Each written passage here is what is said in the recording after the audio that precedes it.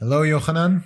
Hi, Dan. It's good to see you once again. Likewise. We are gathered here once more for a podcast episode of the Tzur Institute for Biblical Research, together with CJFM. Yeah.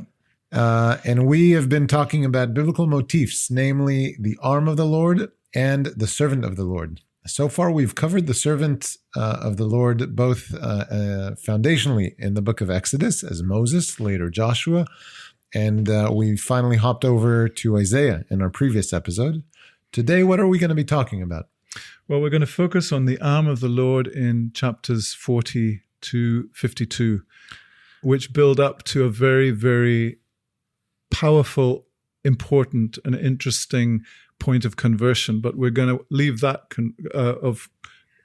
coming together. Convergence, thank you. We're going to leave that to the next episode. So today we're going to look at the arm of the Lord in those chapters. Excellent. Let's dive in. Well, the first place that the arm of the Lord is mentioned in those chapters is in chapter 40, verse 9 to 11. I'm reading Isaiah 40, verse 9.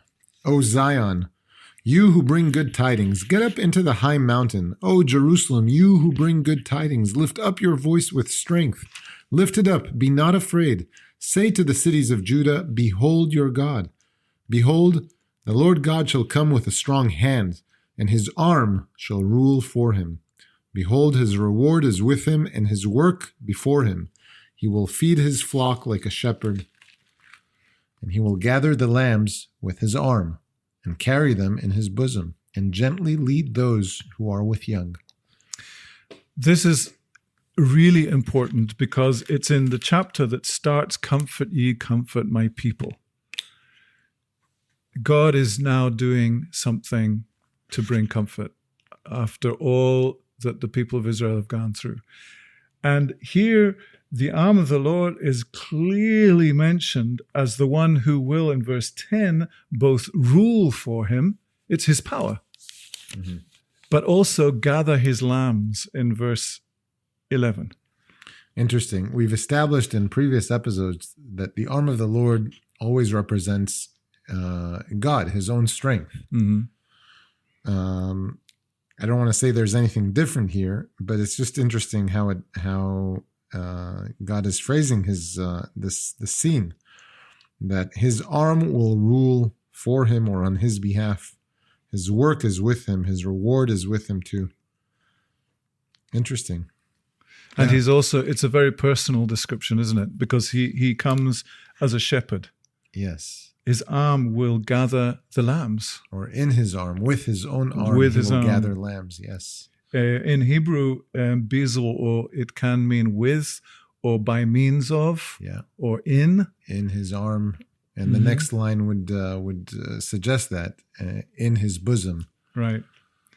Well, if we carry on now to chapter 51, we see a very interesting thing. Again, there the prophet has talked about how God will, by his own power, gather the lambs. And by means of overview of these chapters that we're skipping over, we've discussed a little bit of the different servants that appear in these chapters. We know that also Cyrus appears in their midst at the end of chapter 44 and 45, and Cyrus is 150 years later than Isaiah. So Isaiah is here prophesying about a comfort that will come to Israel after they have been punished twice as much for all their sins and all their idolatry. A lot of the themes going on in these chapters describe sort of an exodus. If Israel is going to be taken into Babylon, God will exit them from Babylon. Well, that's a very good introduction to what appears in chapter 51, where the prophet actually turns in prayer to the arm of the Lord. I mean, it's clearly he's now the arm of the Lord is the personification of the Lord himself. And in chapter 51, again, verses 9 to 11, we have a very interesting thing where, again, the motif of the Exodus coming through the sea is clearly connected with the arm of the Lord, but now in terms of the future salvation that the prophet is praying for. Let's hear it. Awake, awake, put on strength, O arm of the Lord. Awake as in the ancient days, in the generations of old. Are you not the arm that cut Rahab apart, or Rahab apart? This is not Rahab the prostitute, rather Rahav, a sea monster.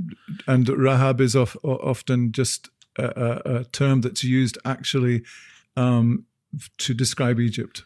Yes. And wounded the serpent?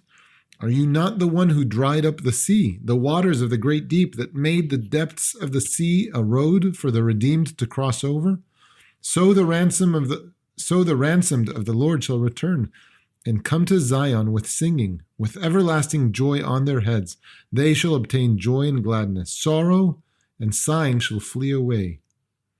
Okay, yeah, clearly the prophet who is praying to this arm of the Lord he is recalling the days of old, namely the Exodus from Egypt. Yeah, it's clear, isn't it? Are you not the one who did all that, O Yeah. arm? Are you not the strong power of God who cut down the serpent in the sea and made a road, in a dry land road in the very depths? And what he says is, when you work, and now he looks to the future in verse 11, the redeemed of the Lord will return. Mm-hmm. So he's this time from Babylon or from their captivity, wherever it is. And they will come with singing. They will come out of captivity. So again, he's turning to the arm of the Lord, which is, again, as we've seen, representing God himself and his power, and say, and here is the prophet's yearning heart. Do it. Do it again. And as we've seen in chapter 40, where the comfort my people is accompanied by this prophecy about the Lord's arm at work and ruling for him and gathering together the flock, the lambs. Now the prophet is expressing this in a prayer. So do this, Lord. Yes, evoking his power. Okay, so far, no surprise. No surprise, and we're not going to get to the surprise this episode, but we're going to leave people in suspense. But we come to the very edge of the surprise in chapter 52, 52, verse 10. Isaiah 52, verse 10. The Lord has made bare his holy arm in the eyes of all the nations, and all the ends of the earth shall see the salvation of our God. Now, that's interesting. And the way the language works here is it puts his arm and his salvation as parallels. Well, we saw that in the Exodus, didn't we? And here it's a very powerful description that of the Lord uncovering his arm. I mean, in those days, folding up his sleeves. We don't, today soldiers will use guns, right, or tanks or aircraft, but in those days they would use a weapon that you had to hold in your arm, either a sword or a bow or a spear. So you had to have your arm uncovered to do that or to work. So it's a very, very powerful picture here of the Lord uncovering his arm. And now he's going to do the work. And his work is salvation, which it says all the ends of the earth will see. All nations will watch. Mm-hmm. Everyone will witness his arm at work, his salvation. Okay. So this has brought us to a place where it's like, we're now in suspense. So how is God going to do this? What is next going to come in this book that tells us how God's arm is going to work in order to bring about this salvation? It reads on. It says, depart, go out from there. Touch no unclean thing. Go out from the midst of her. Be clean, you who bear the vessels of the Lord.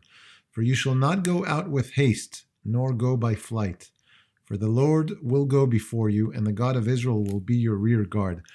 This language, God will go before you, and he will be your rear guard, is directly taken from the pillar of cloud and the pillar of smoke, acting as vanguard and rear guard in the Exodus.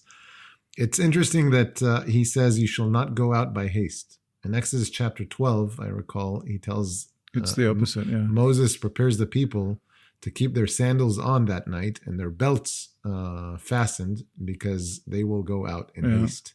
Interesting. And this next Exodus will not be a hasty one. Very interesting. All right, so this brings us to the end of chapter 52, almost. Another servant song opens just there. I'm tempted to read a little bit more, but maybe we should bring it to a close here. So far we've established these things. The arm of the Lord is God, and the servant of the Lord is his human vessel. So far, so good? Yeah. All right. Thank you so much for being with us on another episode. Until next time. Thank you.